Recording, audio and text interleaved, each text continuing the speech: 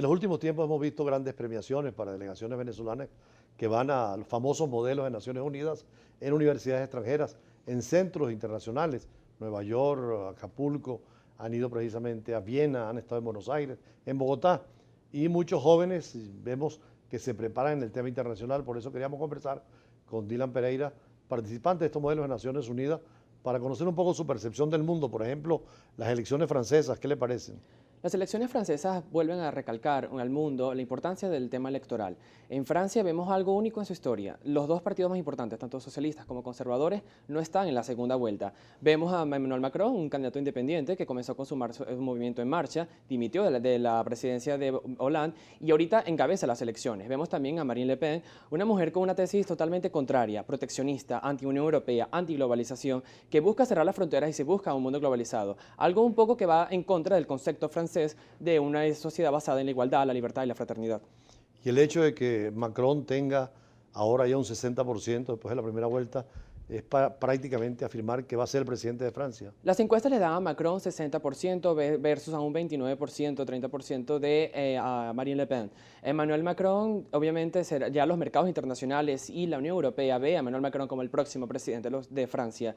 Algo que nos da buen respiro a la Unión Europea y le da un buen respiro al mundo, ya que es una persona centrada y con una vinculación muy grande a la creatividad y una persona muy joven, sumamente joven. Pareciera que los franceses, igual que los españoles y otros europeos, desecharon la extrema derecha y la extrema izquierda, porque había un candidato muy socialista, comunista, Mélenchon, que por cierto venía mucho por América Latina, fue invitado a varios actos aquí en Venezuela y en otros lados, que quería aplicar un poco el modelo chavista en Europa, cosa que era muy difícil. Sí. Y en la derecha, pues, muy conservadora y muy nacionalista, Marine Le Pen. Sí, los candidatos que lograron tener algo de porcentaje fue Mélenchon, de la parte de la izquierda, que era disidente porque no se unió a las filas porque el candidato del socialismo fue Benoît Hamon, que no consiguió sino el 6%, es decir, el actual partido gobernante está en el subsuelo. Y vemos a Fillon, que era el otro candidato de derecha, pero que se hundió en las encuestas debido al Fillon Gate, los escándalos por empleos ficticios que empleó a sus hijos y a su esposa. Por lo que pasa nada más Le Pen y pasa Macron, ambos de movimientos independientes. Es la primera vez en la historia de la Quinta República Francesa, en más de hace 55 años, que no hay un candidato de derecha o de izquierda socialista en las elecciones de la segunda ¿El tema vuelta. venezolano estuvo en las elecciones francesas? A Mélenchon se le conocía, incluso el diario Le Figaro lo reseñaba como el Chávez francés. El miedo que la situación que atraviesa Venezuela internacional ahorita, la perspectiva que tiene el mundo entero sobre Venezuela no es del todo clara. Hay ciertas dudas sobre el tema democrático, que sin dudas es la vía electoral la que puede solventar los conflictos junto con los diálogos, pero si en Francia las elecciones, la situación venezolana para la izquierda hundió a la izquierda y al socialismo. Algunos dicen que se parece mucho a la elección francesa a la española, donde hubo también un Podemos de izquierda con Iglesias parecido a Mélenchon y un poco también en la línea del socialismo del siglo XXI. Y por supuesto ahí se impuso también la racionalidad. Correcto. Podemos, inclusive por pertenecer a las elecciones, Podemos retrasó la formación de gobierno español en más de un año. España estuvo más de un año sin gobierno debido a la presencia de ellos y se hundieron muchísimo más en la repetición de las elecciones debido al parecido que la prensa española le reseñaba con Venezuela. En el tema también, en otra parte del mundo que preocupa mucho, es el tema de Corea del Norte.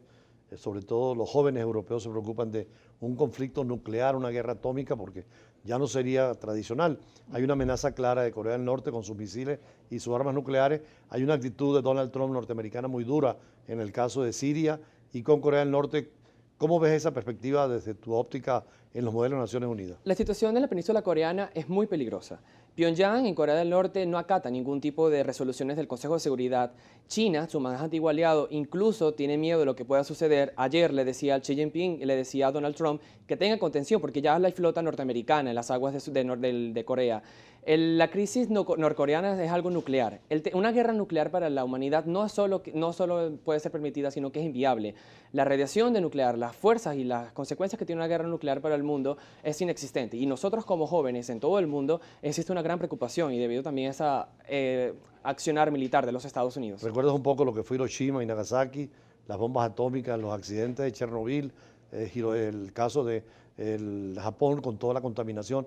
Es decir, es un drama, un apocalipsis. Es terrible. De hecho, China, Japón y Corea del Sur están apelando por la desnuclearización de la península coreana. Lo que pasó en Hiroshima y Nagasaki no tenían idea exactamente qué es lo que iba a suceder. El mundo ya ha aprendido bastante del peligro que tienen las armas atómicas y ahorita se está trascendiendo a otro tipo de energías renovables que no sean tan peligrosas como el tema nuclear. En el caso de los jóvenes ahorita, ¿cómo es la percepción en el exterior, sobre todo tú que estás leyendo la prensa internacional sobre la situación venezolana y sobre todo la presencia de muchos jóvenes en las calles? Como joven venezolano, me siento realmente preocupado por lo que está pasando en el país. La vía democrática electoral tiene que prevalecer. Lo vemos en casos como Reino Unido. Theresa May, la actual primer ministro, ha adelantado las elecciones parlamentarias. Al próximo 8 de junio van a celebrar elecciones para darle legitimidad a las decisiones que van a tomar. Sí, porque se salieron del Reino Unido, hay mucha controversia, pero ha dicho mejor que la gente opine de nuevo y vamos a elecciones. Sí, porque ya se habla de una legitimidad de origen. Ya la Cámara le tocaba elecciones en 2020, pero ahorita quieren una legitimidad de hecho, que las personas respalden lo que ellos vayan a hacer y que no haya el futuro. Venezuela se vista con gran preocupación en el mundo entero. Veamos la semana pasada, el 20 de abril, la prensa internacional amanecía con las fotos de Venezuela en sus primeras planas.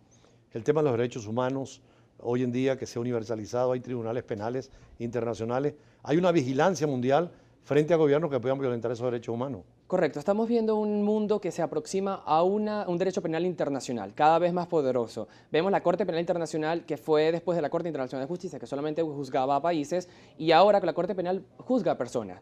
Y en América Latina se están haciendo diversos esfuerzos, como el West Garzón español, para que en América Latina existan tribunales internacionales que velen por la seguridad de los derechos humanos y de la democracia en los países de la región. Desgraciadamente, en esos tribunales internacionales solamente hay 4 delitos muy tipificados. Hace falta ampliarlo o tenerlos más cerca de nosotros para juzgar violaciones donde sea. De momento está crímenes de guerra, crímenes de lesa humanidad, crímenes de agresión. Y se está discutiendo el agregar tanto la corrupción, que es lamentablemente una mancha para América Latina, y también el tema de las drogas. No puedo dejar de preguntarle también, porque ustedes han trabajado mucho en los modelos de Naciones Unidas, el tema de Siria, ¿cómo lo ven?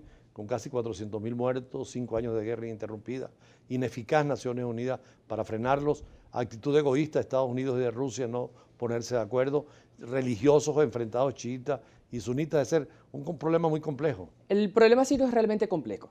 Tanto vemos que es una consecuencia de aquel movimiento que se dio en 2011, la Primavera Árabe, decenas de dictadores cayeron esa vez.